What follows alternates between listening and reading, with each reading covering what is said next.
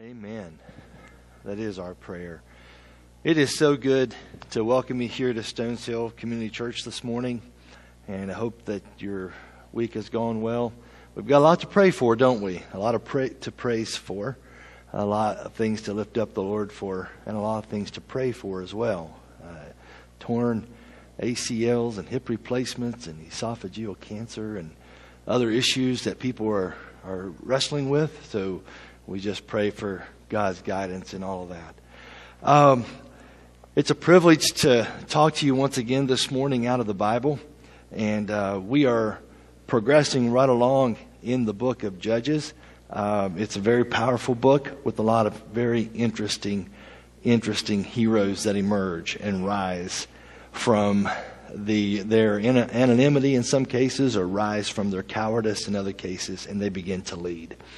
And we're looking at a 7-cycled process. And today we begin looking at the 5th of 7 cycles. We've gone through 4 cycles already. We're now embarking on the 5th cycle. And what we will do today is we will try to cover the entire cycle as it's revealed through the hero of Gideon. Gideon is our 5th judge, and so, or hero that rises up in this book. We're talking about the spiritual dark ages. We're talking about the fact that a hero must rise, and unless a hero rises, this thing is just not going to get turned. We have a need for heroes and sheroes to catch a vision for what it is that God wants to do in and through their lives, and to rise up and lead. And that's what I've been doing. Is this is a high challenge series, and sometimes being heroic means loving someone. Sometimes being heroic means forgiving someone. Sometimes being heroic means cutting a new lifestyle or pattern in your life. These are things that make heroes, and we don't think of them as heroic, but nevertheless they are. And it positions us to turn the tide, to do something more than just in our families or communities, but to do something globally even, as God guides us and gives us a vision for what He has us to do. And so today we talk about a very interesting guy because he's a reluctant hero. In fact, when we find him in the text, we find him in cowardice, afraid of the enemy. And we're going to pick it up on slide number 4, jumping right into it. Judges chapter 6. And this is interesting because this particular judge receives more biblical real estate than any of the other judges. 6, 7, and 8. 3 whole chapters. Compare that, if you would, to Shamgar, the 1 chapter or the 1 verse judge. It's incredible, the difference. Samson is the second. It comes in second in terms of biblical real estate. More is given in the Samson story than any other judge, with the exception of Gideon. So Gideon is your winner in terms of how many verses and how many paragraphs are dedicated to his story. Why is this? Well, I think you're going to see it in just a second as we begin to work our way through it. Judges chapter 6, we'll begin reading verse 1, slide number 4. The Israelites did evil in the eyes of the Lord, and for 7 years He gave them into the hands of the Midianites. 7 years into the hands of the Midianites. If we look on slide number 19, if you would, jump out to slide 19 for me. You're going to see the basic geography and layout of the land in the Near East here, the Middle East. We're looking at Midian with a red circle around it. And if you go straight north from Midian, you'll go through Edom and Moab. You'll eventually get to the Dead Sea. You'll go north of the Dead Sea a little, and then you'll even farther than Jerusalem, and you're going up north and near the Sea of Galilee, and then that's where you're going to find that Midian and some of the other tribes of the east, it says in the text. You'll see that in a moment. Midian and some others formed an alliance, and they would do these annual invasions into the land of Israel, and they would time them perfectly such that right when the crops were coming due and ready for harvest, they would sweep in a swarm, and they would wipe out the food supplies and sources of the Israelites. Something also that I learned this week in digging a little deeper into this, and it kind of is alluded to a little later in the text, when it says that the eyes of the Lord The Israelites did evil in the eyes of the Lord, and for 7 years he gave them into the hands of the Midianites. How did the Midianites gain the upper hand? It's a question worth asking. And as we look at this, we understand in this time they had domesticated the camel, and the camel gave them a distinct military advantage. If you look on slide 22, can you imagine a whole herd of these things, thousands even of these things coming at you full force? Can you imagine that? I mean, they're ugly. Okay? Kind of cute, but very ugly too. And if you bunch those things up, you've got a military machine. These guys were mobile, of course. They had long range advantage. They could attack swiftly from a distance. They could travel for 3 or 4 days with a heavy load on their back. They could do so without food or water. They could do it for about 300 miles. I've actually ridden on a camel, and it's not the best, most comfortable ride, but I got an idea of perhaps what this would have been like for these guys. You teach these camels a battle march, and you're all, you're in the saddle, or whatever it is that they arranged on top of the camel to stay in place. And you would have the hundreds, even thousands of these Midianites and others who were in alignment with them. They would ride with rapidity and with incredible speed and precision. And it wasn't as if you could plan ahead. They for these guys, they would attack, yes, around the harvest season, but at times when they wouldn't necessarily expect it. And so they could be on them in just a few short hours, and they would completely overtake the land. It was an annual invasion, and it happened for 7 straight years. The annual invasion of the Midianites, and it left the people running in fear and for their lives. Verse 2. Because the power of Midian, slide 4, verse 2, the power of Midian was so oppressive, the Israelites prepared shelters for themselves in mountain clefts, caves, and strongholds. They were trying, what were they doing? They were trying to hide for fear of their lives. They were trying to hide food into these caves and clefts and strongholds because their food was being taken. They had no fortified cities at the time. It's too early in their history. And so city fortifications were not available for them to find refuge in. They were a little later in the period of the Judges, and we see hints of this in other places. But they had not very many fortified cities, and the only protection they had was to hide in the hills where they could preserve their supplies and their families. It's the only option they had. Verse 3. Whenever the Israelites planted their crops, the Midianites, Amalekites, and other eastern peoples invaded the country. And what the invaders did not use or steal, they would destroy so as to weaken the Israelite country and economy and to weaken the people for lack of food. And so verse 4, they camped on the land and they ruined the crops all the way to Gaza.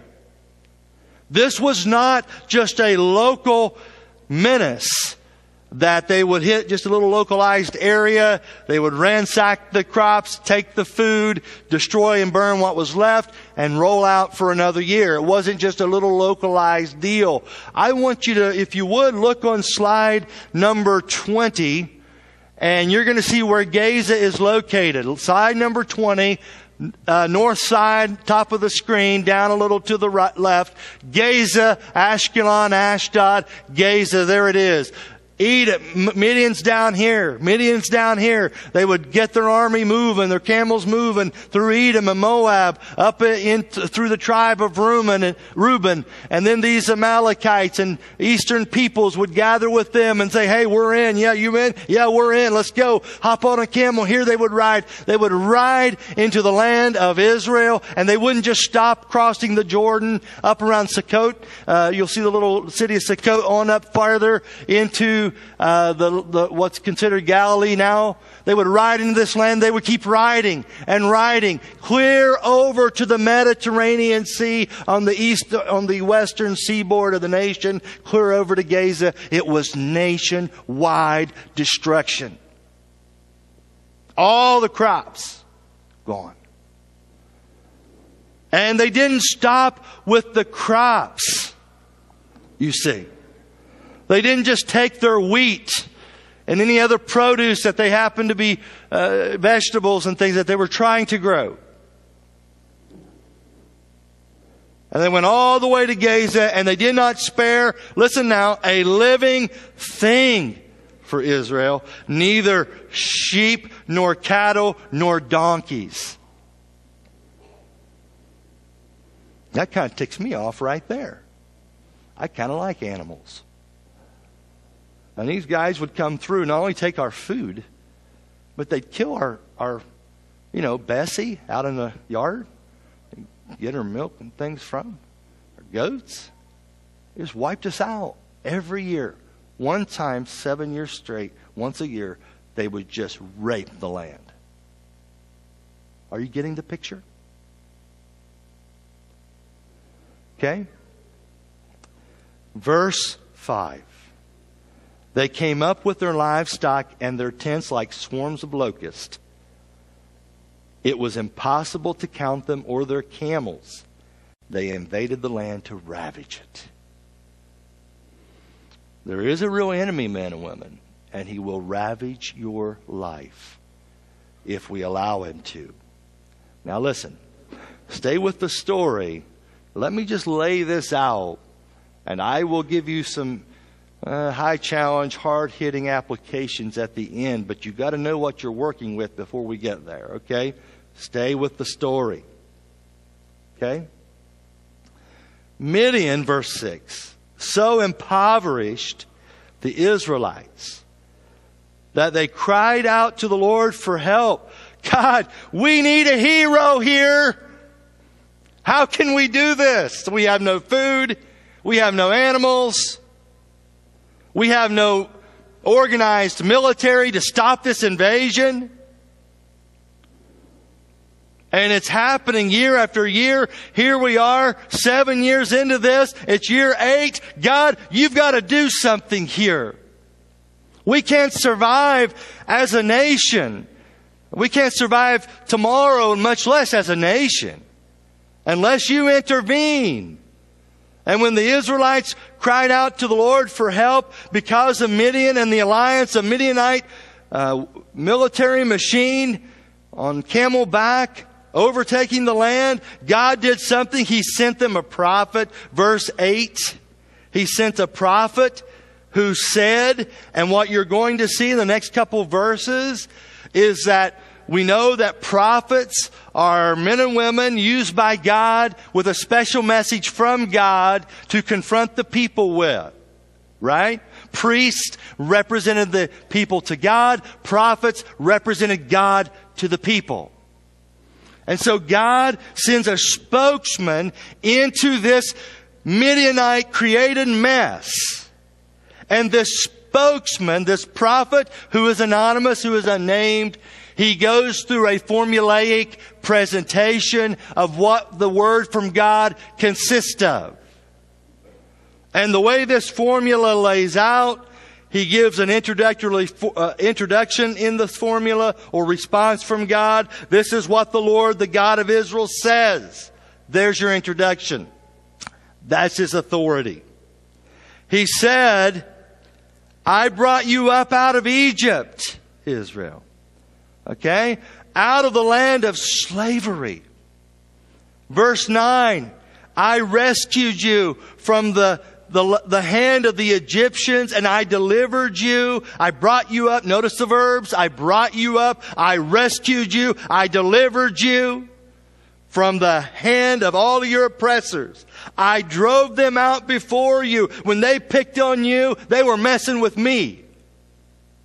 And I took care of you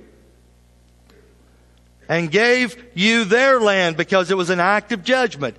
For generations, they had risen up in high-handed presumptuous rebellion against God, and God held them accountable through his people.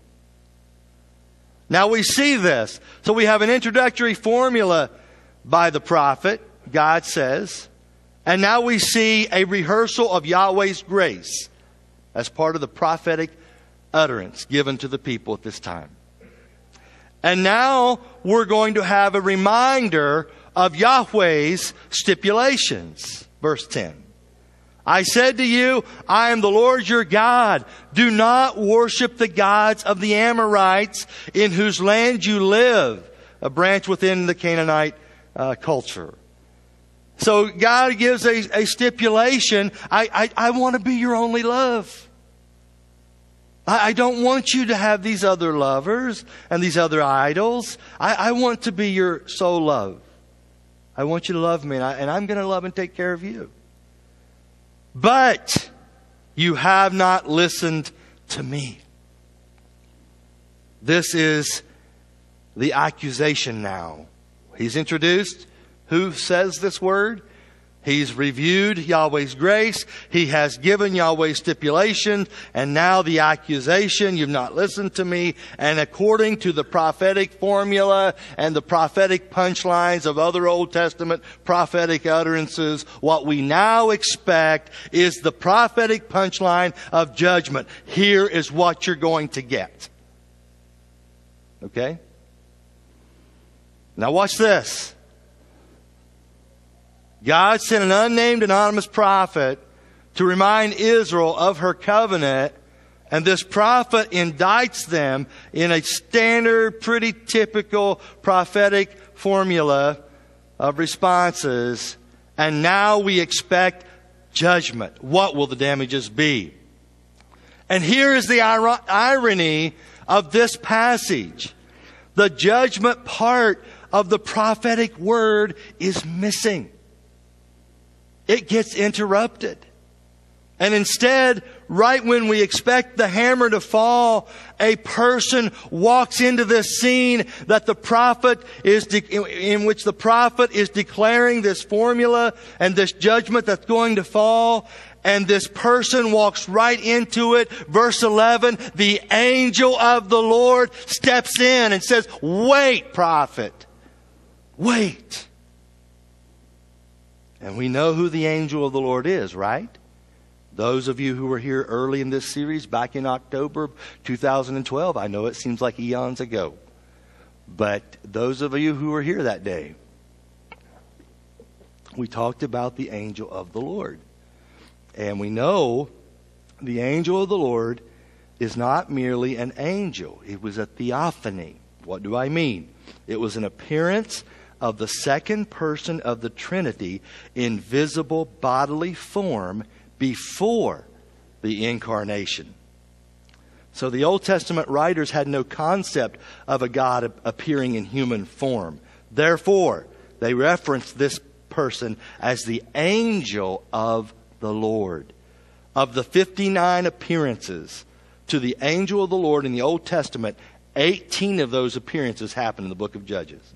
What does that tell you about how intimately involved the pre-incarnate Christ is in the darkest era, one of the darkest era of Israel's history?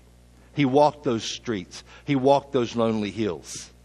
He was involved, working in the dark ages, his work. Okay? So the angel of the Lord was deity, for he was called Yahweh.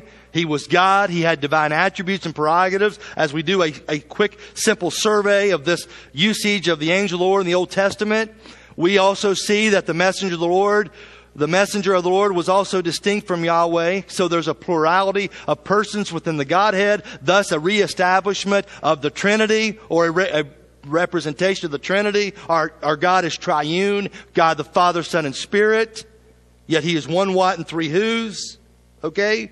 And the New Testament alludes to the fact that the angel of the Lord in the Old Testament was Jesus Christ. We see this in miscellaneous places. And listen, if Gideon only saw an angel, why was he afraid that he might die? In Judges 6:22 and 23, when he says, the angel has to tell him, Gideon, don't be afraid. You're not going to die. Peace. I've got this. It's under control. So the angel of the Lord is a an appearance of Jesus before he actually was incarnated at Christmas. We see this. And so when judgment, listen now, putting it together, when judgment was next in the course of action from the anonymous prophet, a pre-incarnate Christ steps into the scene with a message of grace. And he interrupts the bleak outcome. And our Savior has always been about grace. He's always been about interjecting himself into that period just prior to judgment so as to effect a different outcome. What does he do, the angel of the Lord? Well, in verse 11, he came and he sat down under the oak in Ophrah, which was a pretty fertile area, or an area very conducive to growing a great crop. That is, if you could keep the Midianites out of it. And it belonged to Joash the Abiezrite, where his son Gideon was threshing wheat in a winepress to keep it from the Midianites. Now, normally, they would use an open, flat place where the winds or open air would blow away the chaff when they threshed their wheat. But Gideon was hiding in a winepress beneath a tree, threshing wheat, evidently with a stick, desperately trying to save a little bit of food that he had hidden from the Midianites. And it's interesting, too, that threshing wheat was done mostly in June and July by walking cattle over the sheaves out in the open. Again, the wind would blow through. And the winepress, though, was something submerged in the ground. In fact, look at slide number 25. Slide 25. There's a wine press, and it's been kind of filled in with a little bit of coloration to show you what a wine press looks like. I actually saw a few wine presses when I was at Israel, and the coloration shows you they would trample the grapes up on top, and it would flow through a channel, the juices, and it would go down into a little vat area, and then they would gather the wine from there, the juice from there, and continue the process. Well, this is where Gideon is located in our story. He's not up out in the open.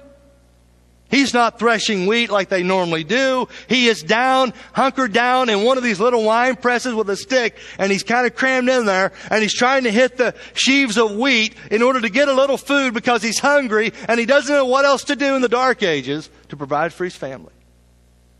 He's just trying to survive. And he's down in this little wine press.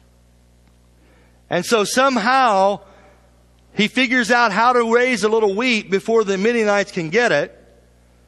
But the fact that he's in a wine press indicates to us that it was a small harvest. Obviously, it wasn't that much food. The fact that it's located under a tree to camouflage his location indicates more distress. He can't be seen. He's tucked down in here so no one can look over the plain and see him doing what he's doing. He's down in a pit, the prevention of noise then that you can't really hear. If you're very far away, you wouldn't be able to hear what was going on. All of these little details indicate to us this guy was afraid of being seen. He was desperate for food. He was desperate for a solution. And so he's discouraged. He's filled with doubts and fears. And this angel of the Lord, just before the prophetic hammer falls, interjects himself into the scene. And this is where he finds our hero today by the name of Gideon. Now, something else that's interesting is that the oak of Ophrah, the oak of Ophrah is a kind of a formulaic way of saying that this was more than likely a Baalistic related fertility cult shrine. So very close to the wine press was a fertility cult, an idolatrous shrine. And Gideon figured, I'll hide and camouflage myself here in this area and get a little food threshed out before they take it. So he's using everything he can in order to camouflage what he's trying to do. And what's interesting, too, is that Gideon's father, Abiezer, is more than likely since this is on his land, it's more than likely that he was related to this somehow, and perhaps involved himself in the Baalistic worship of Baal. And so in Gideon's family, here God, and I love this, you might think, well, I don't know if my family is conducive to raising up a hero. Well, I love this story because even a pagan-led family, like Gideon's family, God, the angel of the Lord, can interject himself into your family no matter how broken it is or how far off center it may be. Then he reaches into that situation, and by his grace, he raises up a hero in a very non-conducive environment to that of raising up a hero. I love how God's sovereignty and grace works, and we'll say a little more about that in the application part of this. But once again, we see that heroes must rise from a variety of places, friends. Othniel, a military guy. Ehud, the handicapped hero who used a homemade weapon because they'd confiscated all the weapons. Shamgar, the farmer with an ox goad. Deborah, the mother poet. Yael, the homemaker and wife. And now God calls a Gideon, a weak, somewhat apathetic man who was afraid to be seen from a pagan home and family. He was an insignificant person as far as he was concerned, hiding in a wine press, trying to thrash out some food just to survive. And the angel of the Lord appeared, verse 12, and he said, "The Lord is with you, mighty warrior." Now, do you see a little sarcastic humor in the person of Jesus right here? I do.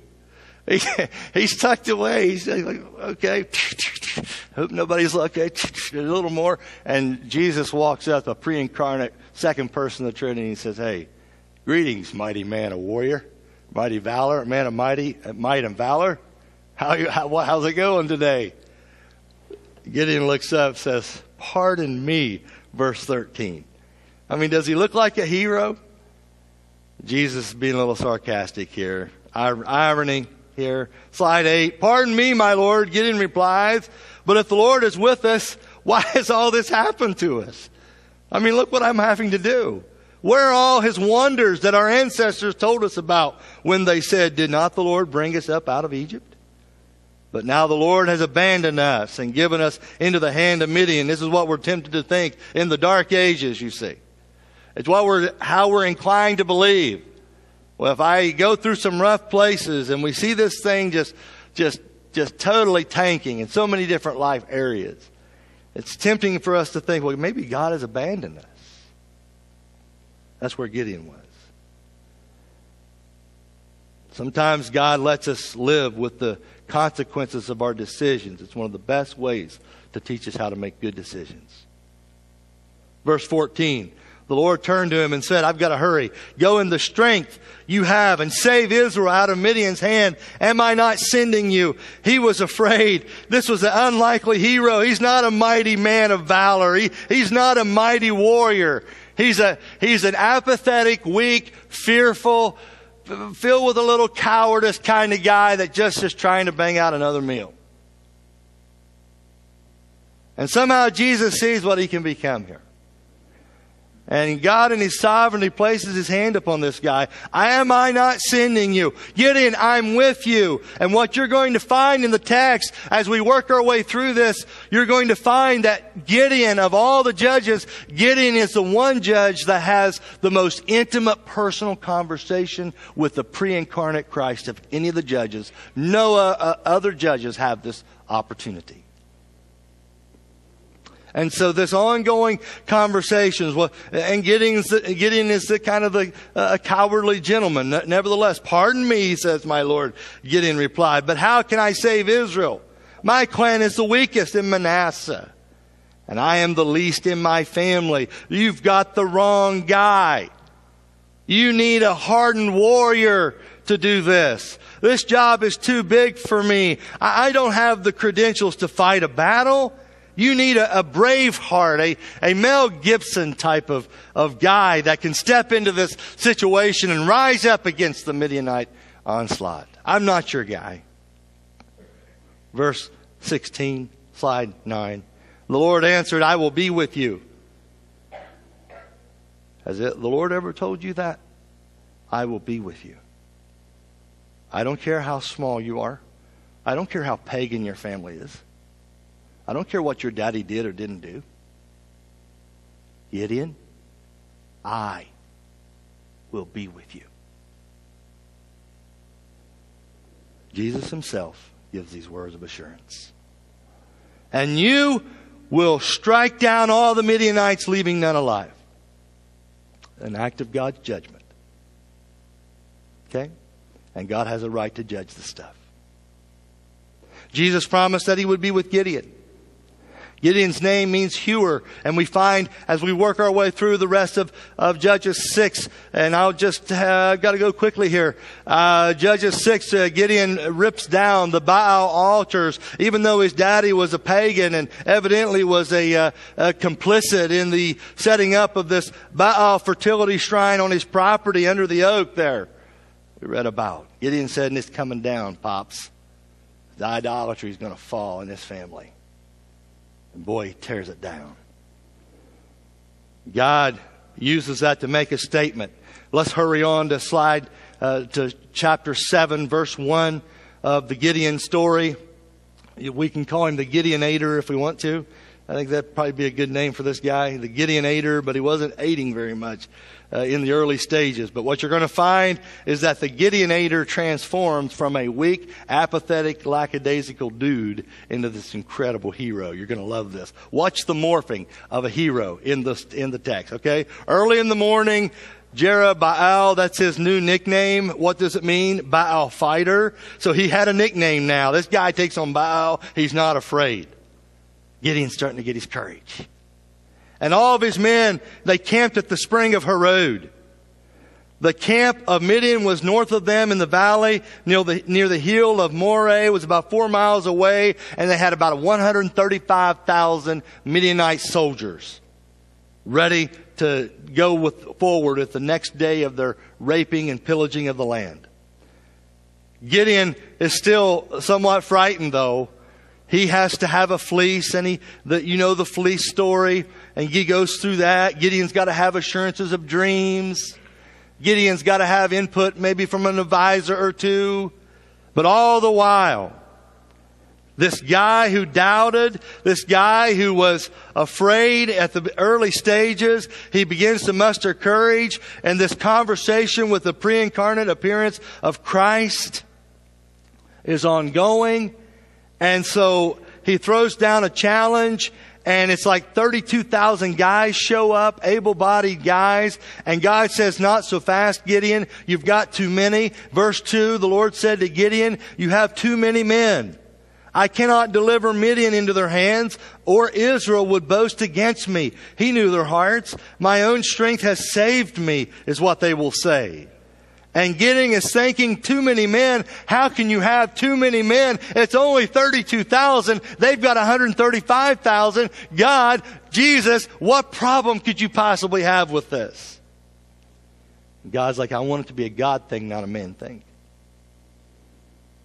In fact, God said, Gideon, you just tell everybody, if you're afraid, the 32,000 that showed up, if you're afraid, you can just go on home. It'll be okay. Verse 3.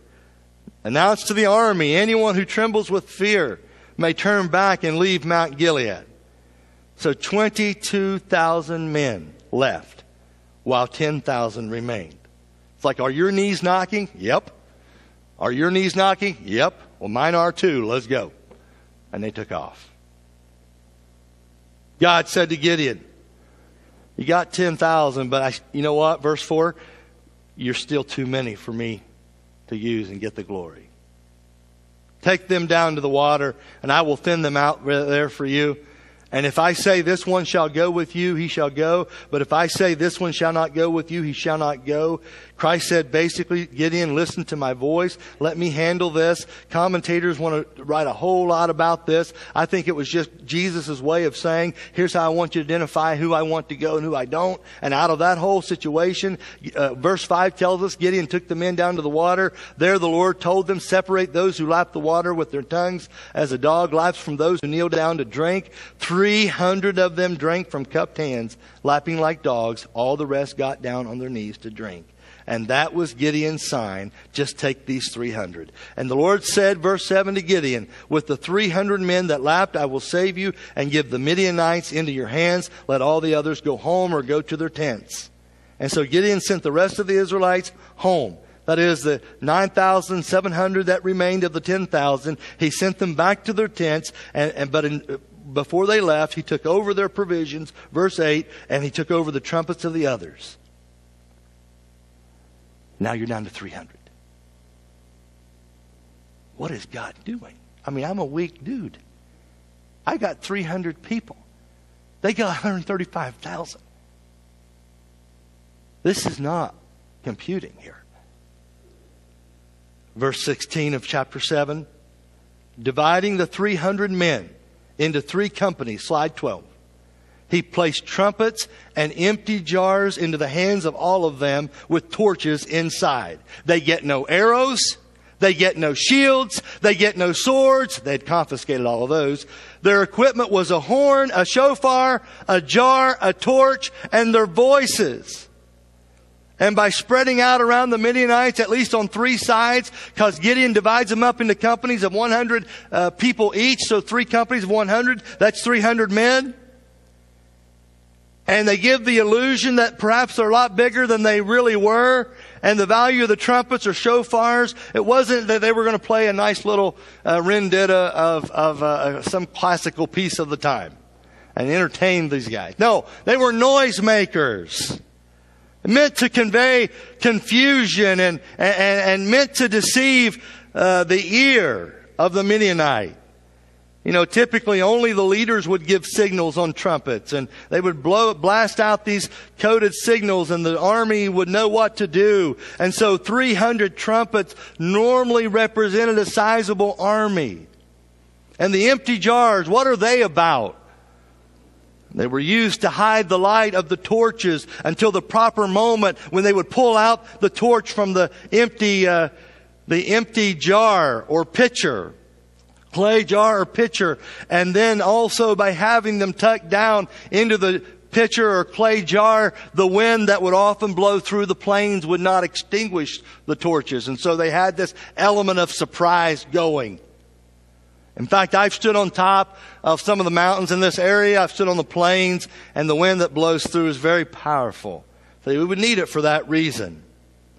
And Gideon, verse 17 says, watch me, he told them. Follow my lead. When I get to the edge of the camp, do exactly as I do. We're going to sneak down to the edge of the camp, and this is how it's going to play. So they spread out along the Midianite encampment. Verse 17. Follow my lead, he said. And what we're seeing is the morphing of a hero from a guy beating a few sheaves of wheat down in a wine press, afraid to be seen, to now he's saying, follow me, boys. I'm going to lead us into battle. But we have no swords and shields. And no longer is this guy saying, oh, give me a fleece. Make the fleece wet. Oh, no, make it dry. Oh, give me a dream. Oh, no, give me an advisor. God, I just need some assurances here. No. What we see in Gideon here is a transformation, a morphing, and perhaps that is probably one of the primary applications in the Dark Ages. God takes us from these unlikely places, unlikely families, and He morphs us into what we need to be, for the hour is great and the need is gigantic in our day for a hero to rise. And this guy who was afraid in a wine press is now confidently giving orders. How does he confidently give these orders? How does he rise up? He's got Jesus telling him everything to do right here. This is not normal flesh and blood stuff. He couldn't have known this would have worked outside of a walk with God, a relationship with Christ. You know, don't miss that. If you're going to be heroic, you have to have a walk with Jesus, man. Where He's talking to you, telling you what you need to do, even though you may not understand it fully. That's what's going on here. Verse 18, when I and all who are with me blow our trumpets, Then from all around the camp, blow yours and shout, for the Lord and for Gideon. And night battles were not common. Simple reason, you couldn't see who was who. And so you wouldn't attack at night ordinarily, but you do if the pre-incarnate Christ is sitting by your side and whispering in your ear what to do. Verse 19, slide 13. Gideon and 300 men with him reached the edge of the camp at the beginning of the middle watch, about 10 o'clock at night. The night was divided up into watches, so about 10 p.m. You understand they would probably go to bed around nightfall, and so some of them have been asleep now for a while. And just after they had changed the guard, some of the men were asleep already. Some were just up from sleep, replacing those who had been on guard duty. They're sleepy. It's late at night. They've probably heard how Gideon has thinned out his army, so they're thinking, well, there's just no way we have anything really to be worried about. They've been lulled into this kind of a sleep. And Gideon and his 300 men blew their trumpets. And the shofars, they weren't that large. They could have easily hung around the neck. So they got the jar and the torch, and they've got the trumpet, and they blow these trumpets, and all of them together are all around the camp, each man taking his cue from the next. At the edge of the Midianite camp of 135,000 people, they blow these trumpets, and they begin to blow, randomly begin to blow, then in sync, they begin to blow. They're blowing, and then they take the torches out of the clay jars. They smash the clay jars on the rocks. The torches suddenly show up, and when they smash the clay jars, it simulates the rustling and the movement of an army with shields clanging together, and they wake up to these lights and these guys yelling at the top of their voice for the sword of the Lord and for Gideon, and the lights show up, the torches are there, and they had the element of surprise. And the three companies, verse 20, blew the trumpets. They smashed the jars. They grasped the torches in their left hands, holding in their right hands the trumpets they were to blow. They shouted, a sword for the Lord and for Gideon. And it's ironic because they didn't have any. And suddenly at the change of the Midianite guard, this all breaks loose right at the opportune time. How could Gideon have known this would have worked? He couldn't have. Unless he had access to someone who was divine, who loved them, who was going to make sure he would take care of them, because someday he would come through them. While each man held his position around the camp. Notice, they didn't attack. They didn't engage.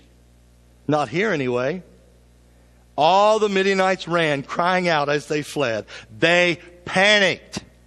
Rapid heart rate. I Googled this. What do you get when you're panicked? Rapid heart rate, shortness of breath, hyperventilation, nausea, sweating, trembling, chest pain, dizziness, a sense of overwhelming terror.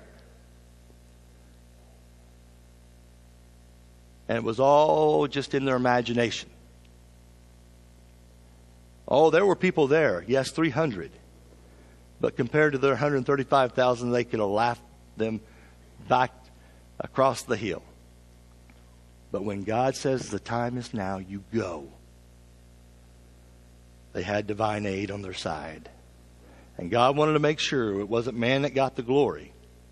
He wanted to make sure, you're going to see this. Yeah, I'm going to use you. But you're going to have, there'll be no question about who it was that accomplished the victory in the battle. Verse 22, when the 300 trumpets sounded, slide 14, the Lord caused the men throughout the camp to turn on each other with their swords. The army fled to Beth Shittah toward Zerah as far as the border of Abel Meholah near Tabut.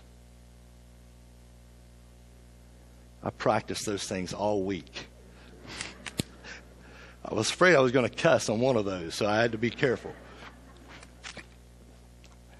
Came out all right. Thank you, God. If I can get through pronunciations, the sermon's a cinch. No, listen. Friends, the Midianites were convinced that a powerful army was about to massacre them, and they self-destructed. Oh, I love this story. What a great story. If you want to be heroic in the dark ages, I think you need to see some following truths, especially from this story. First of all, you got to see the grace of God. Don't miss the grace of God in the story of Gideon.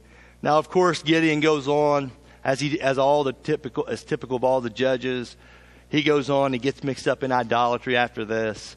He gets mixed up with many, many wives, concubines. He just really gets mixed up in some stuff, and that's just typical of the judges. Even your heroes aren't as heroic as they should be. But friends, you got to see the grace of God in the story. When judgment was going to fall from the prophet, the angel of the Lord intervened. It's our Savior. Gideon is the only hero to have, like I said, this extensive conversation with Christ. And all Gideon did was he listened and obeyed. He's weak. He's apathetic. He doesn't come from high family stock. He didn't always understand why Christ would ask him to do what he asked him to do here. I mean, he couldn't have organized a nighttime raid with 300 men on his own. The Lord told him how many to go with, what night and what time he should go in the night. He told him what equipment to use and how to position themselves for success.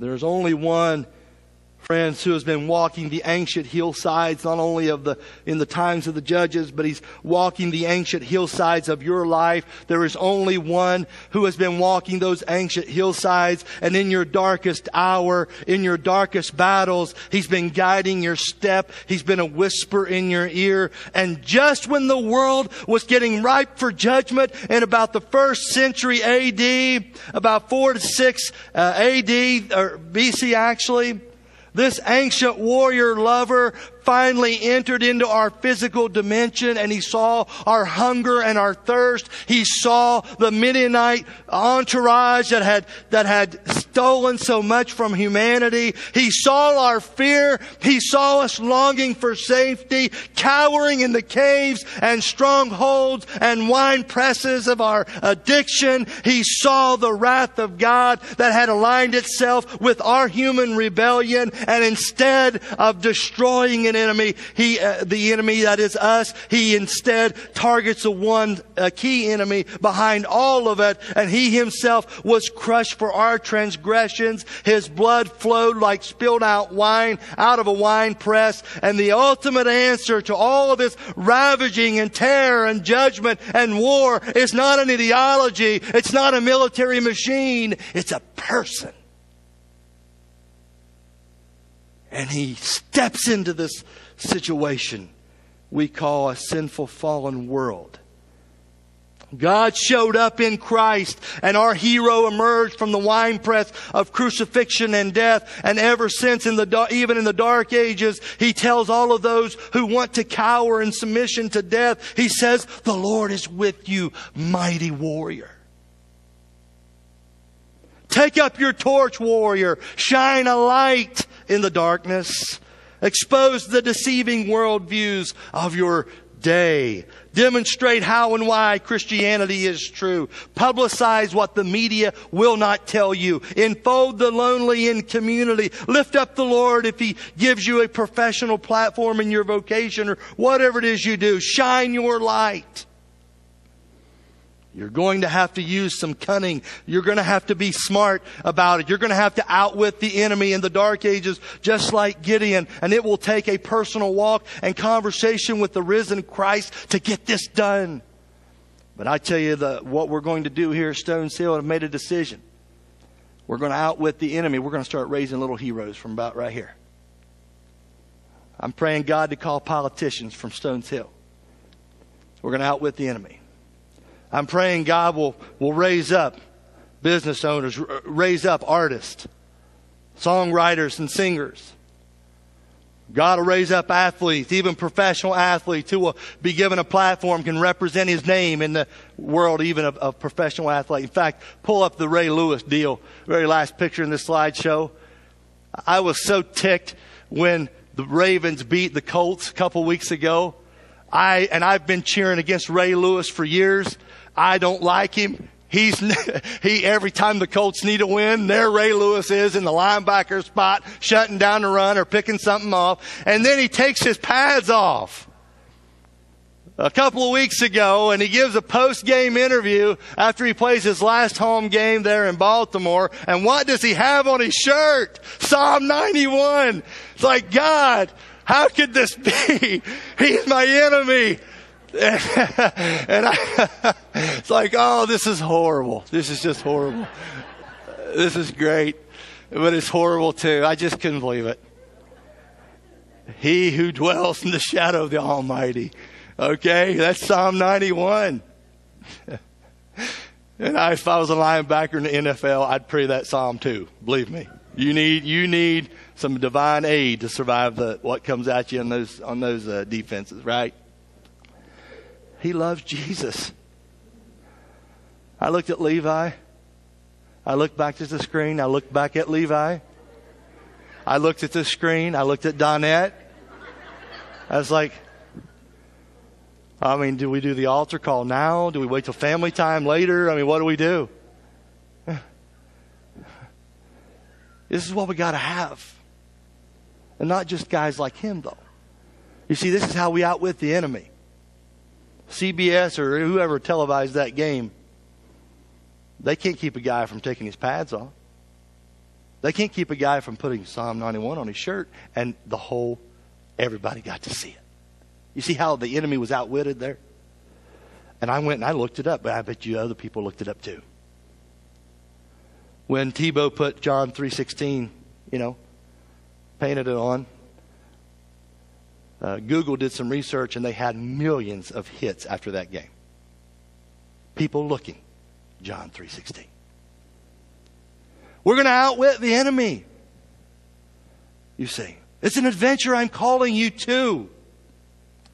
But you cannot embark on this adventure unless you have this conversation with Christ where He's whispering in your ear things that may not make sense. You'll need a jar. You'll need a trumpet. You'll need a torch. Good luck.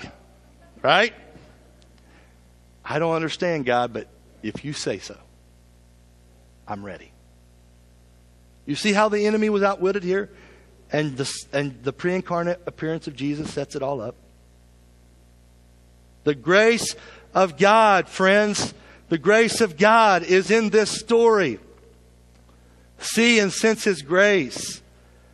And it will take this kind of personal walk with the Lord to help heroes to rise and be heroic in a dark age. Now there's a second point of application. Listen now, the plan of God. The grace of God, for sure. What about the plan of God? Well, God chooses to work through a remnant.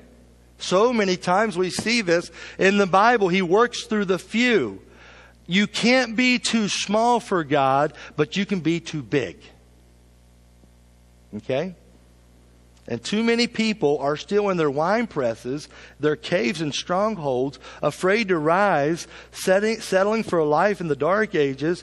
And friends, I think I hear God calling some of you, and that's why I really challenge the men a lot here. I have a very high challenge for men, because I know that if men get their families up on Sunday morning, say we're going to church, if a man will come and sing at the top of his voice, and his little kids look up at him while he's singing at the top of his voice, if a man leads his family in spiritual growth, if a man makes good, wise decisions in personal life, and he grows himself spiritually, you know who follows naturally? These little guys in his family. They'll just watch Daddy, and they'll take their cues from Daddy. Yes. That's how that works. It's easy. But it's not easy, because men have to begin to act heroic in their personal and private lives, and that's where it gets tough. And that's why I say, I'm going to call the men out, because, men, I love you guys, and I am one, okay? But I just feel like that this is an opportunity. It's like do or die time in America. And it's do or die time in our families. And the dark ages, the tide is not going to be turned unless men get out of their wine presses. And the men begin to make a stand for things. Courage is not the absence of fear, but rather the judgment that there's something else more important than my fear. So courage is not the absence of fear, but rather the judgment that something else is more important than my fear here. And I've got to contend for this stuff. I've got to push back against the evil because the Lord is with you, mighty warrior. Get out of that wine press.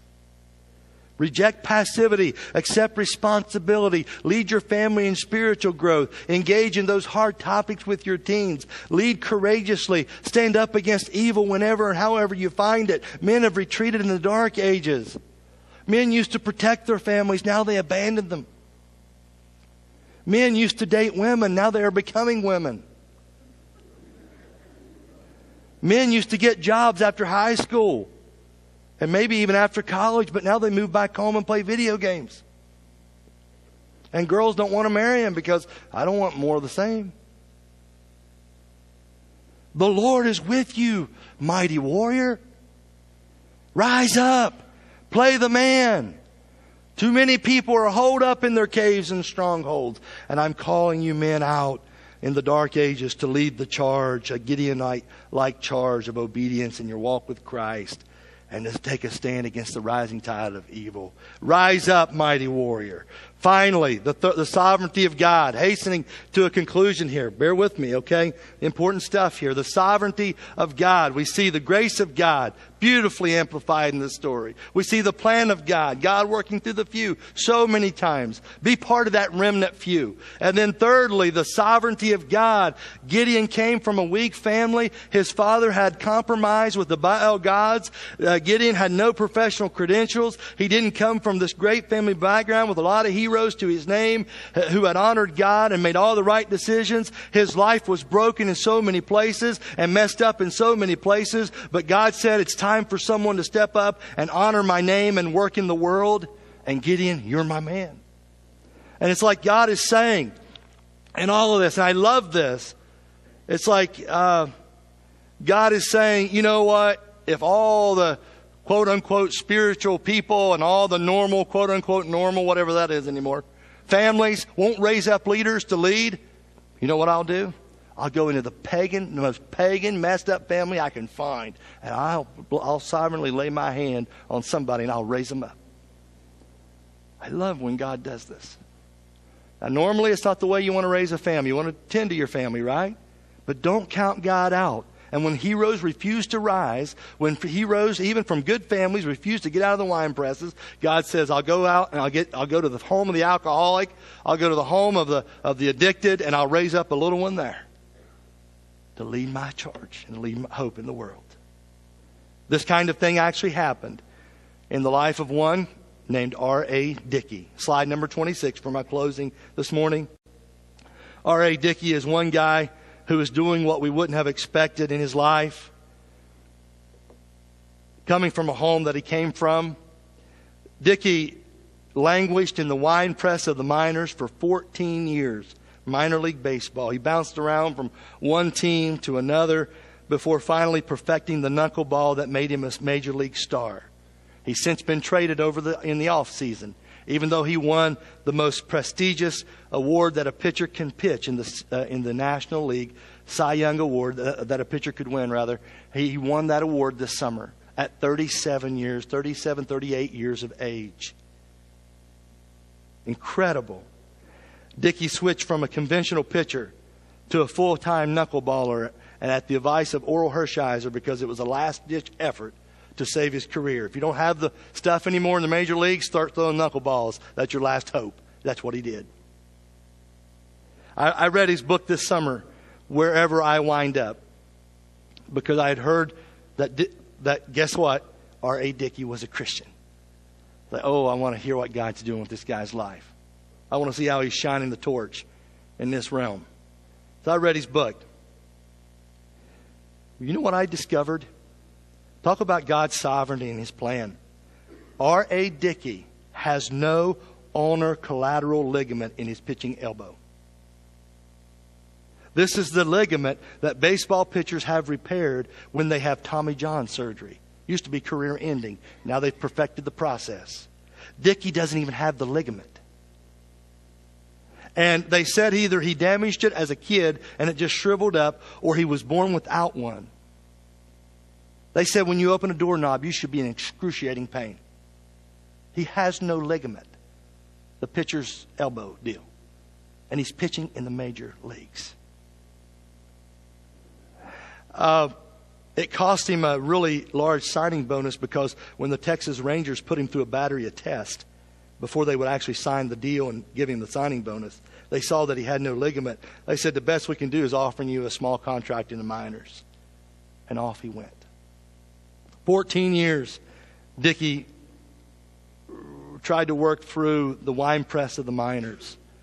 He had a few moments where he had a game or two at the major league level, but he would just get rocked by these major league hitters, and he would always get sent back down. He finally perfected the knuckleball and had his moment and ended up winning like I said, the Cy Young Award this year, which is incredible because of his age and the speed at which he even throws the ball. But most people don't know the rest of the story. As a youngster in Tennessee, Dickie went to saloons with his mom, who abused alcohol. He ended up sleeping in empty houses. He was sexually abused by a female babysitter at age 8. He was sexually abused subsequent to this by an older boy in a remote location a few years after this. His parents got married because his mom got pregnant, and the marriage didn't last 5 years. This is R.A. Dickey's home. And as you read the book, you realize that Dickie has sustained this deep father absence wound. His dad spent some time with him some while he was a kid, but in the elementary school years and after that, he just kind of stopped relating to his son. Dickie walked out on his mom after living with her for 12 years, and she's just sobbing in the driveway, and he leaves with hardly a goodbye. He left behind his sister Jane, who got pregnant at 15. This is not a conducive home to heroic stuff. There should be no heroes coming out of this family, right? Well, Dickie goes to live with his dad. But he says, we don't have any meals together with my dad. My father is there, but he's only there in body only. It's as if he's got something much bigger on his mind. The man is a mystery. He's an enigma. I don't know my dad. He never lets me in. There's no rules or discipline, says Dickie. There's no curfews or consequences. I just come and go as I please. I'm a kid who is crying out for limits, and I'm getting none from my father.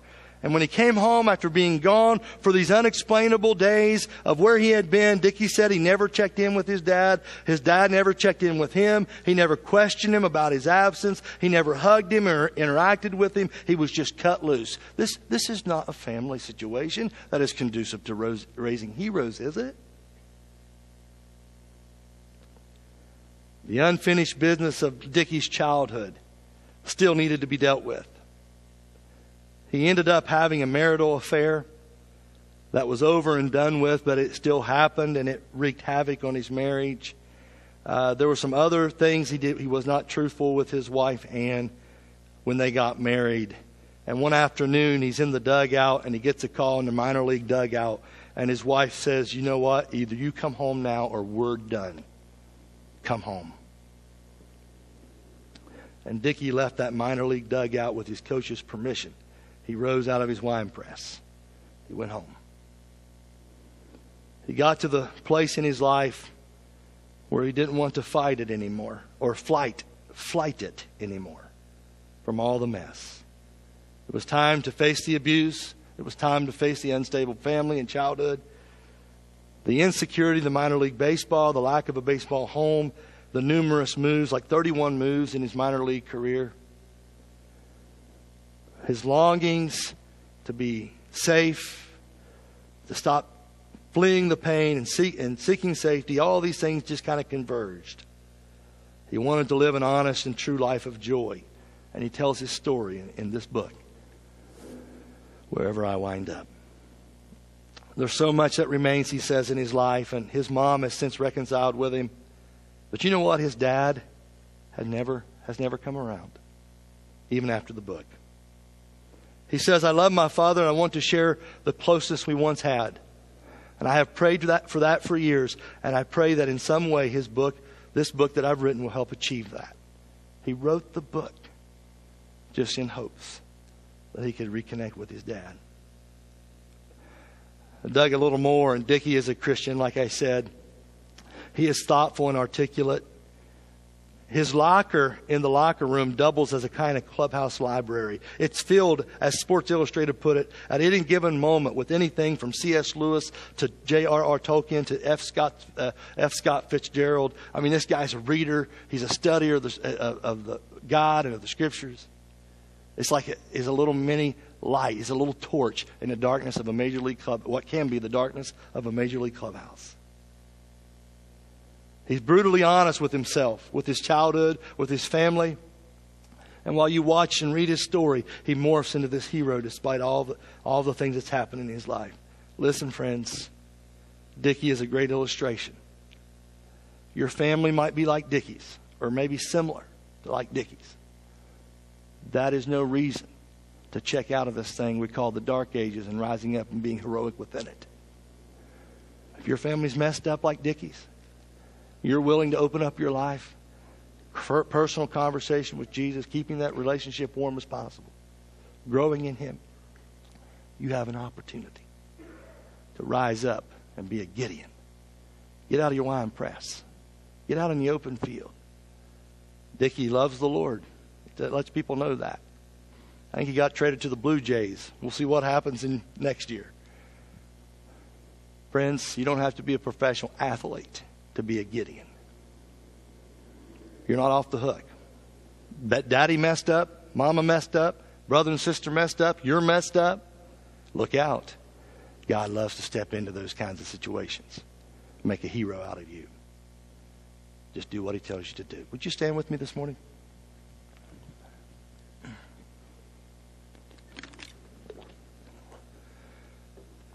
Someone came to me last week and said, hey, there's a song that would go well with the series. Won't you play it? Well, I'm going to pray for you. And after I pray, you're going to be dismissed, and you can hear the song that someone recommended to me last week. I think you'll enjoy it. Let's pray together. Father, thank you for the heroes. And I'm motivated more than ever this morning. We're going to be cunning. We're going to be wise. We're going to be smart. We're going to deceive the enemy. How are we going to do so? We're going to start raising up heroes from an early age. And God, I pray if you put your hand on a politician here this morning, would you put it in someone's heart to rise up, serve in a political office, and influence policy and procedure that would turn our hearts toward home. God, I pray you would raise teachers up, influence another generation. Business owners up to employ people and honoring God in their businesses. People like Hobby Lobby that will take on the agenda of the age. Take a stand for Christ in the wide open, dangerous, wide open plains, but nevertheless, going in your power and your grace. God, raise up young people, raise up some athletes who can put Psalm 91 on a shirt on a live TV interview that goes to millions. God, you can do this. We can do this at Stones Hill. There's basketball players and baseball players and football players and lawyers and politicians and teachers and business owners and construction work. God, you can do this. We can turn this thing in a good direction. We can start today. And we start by saying, God, we want to be in a personal relationship with Jesus who gives us our cues. Would you grant it this morning? In your name. Amen. Hey, you have a great day. Listen to the song as you go. Blessings.